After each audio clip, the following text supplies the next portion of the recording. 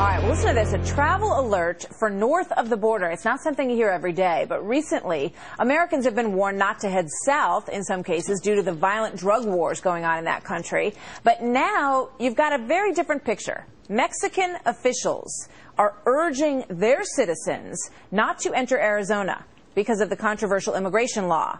Mexican President Felipe Calderón says the law will encourage police abuse, saying that all Mexican citizens could be bothered or questioned without motive at any moment. Let's bring in Mark Levine and David Webb, radio talk show hosts. Good to have both of you back with us. David, let me start with you. You said you think that this move on the part of the Mexican government is laughable. Why? Well, first thing they have to do is stop printing the maps on how to get into the United States.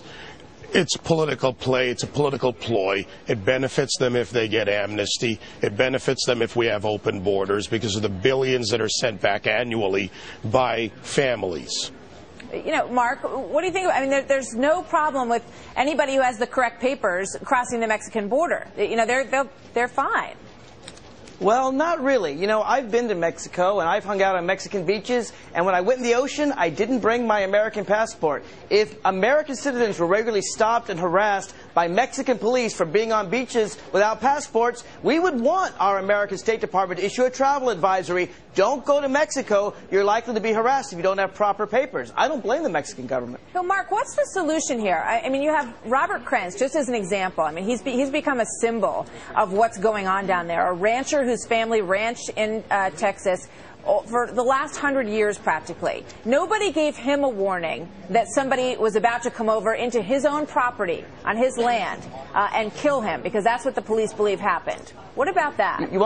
You want to know the best way to prosecute that crime? Allow people to come forward. There may well be an illegal immigrant who's a witness who has knowledge of that crime. And if there weren't for this Arizona law, they would come forward, say what happened, prosecute the murderer, put them in jail, maybe even have the death penalty. But because of this law, now witnesses won't come forward. It'll be harder to prosecute crimes in Arizona. That's why the Arizona police were against this law. Yeah, well, not all of them. I mean, David, we spoke to a sheriff from Arizona, and he said, look, we find ourselves so often in situations where we're, you know, talking to people for other violations, and our hands are tied. We know they're here illegally, and we can't do anything about it. He's saying you have to trust us to a greater extent. We are professionals. We know how to do our job. We're not going to harass people. We want to be able to bring this to people's attention when it's right in front of our faces. Well, first of all, and Mark, by the way, I'm sure you went to Mexico legally, so there's an expectation that you can go to the beach without your papers. I've actually been to the border, broadcast from the border, sent my producer around the corner to buy some 11 fake IDs in a 4-hour broadcast. The bottom line is that there is a problem there. And to the president's point, and that you alluded to, Mark, that if you go to the ice cream store with your daughter to buy ice cream, you could be stopped. You won't be. Sure. If you rob the ice cream store on your way home in the course of that investigation, that's when they could ask you. The president, who is a constitutional attorney, needs to stop leading with false facts and playing a game with this on a political level. We have a problem. The rancher was murdered.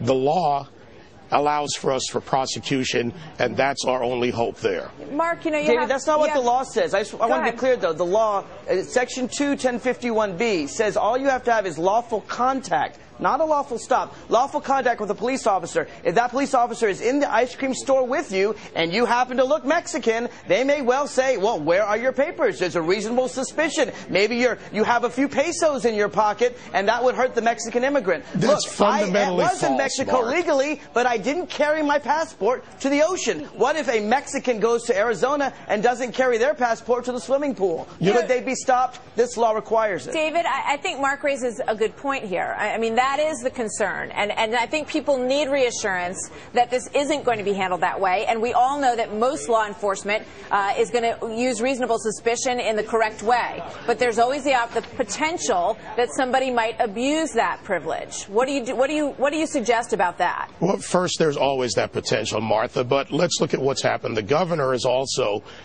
ordered that courses be brought forth for officers to basically indoctrinate them into proper procedures.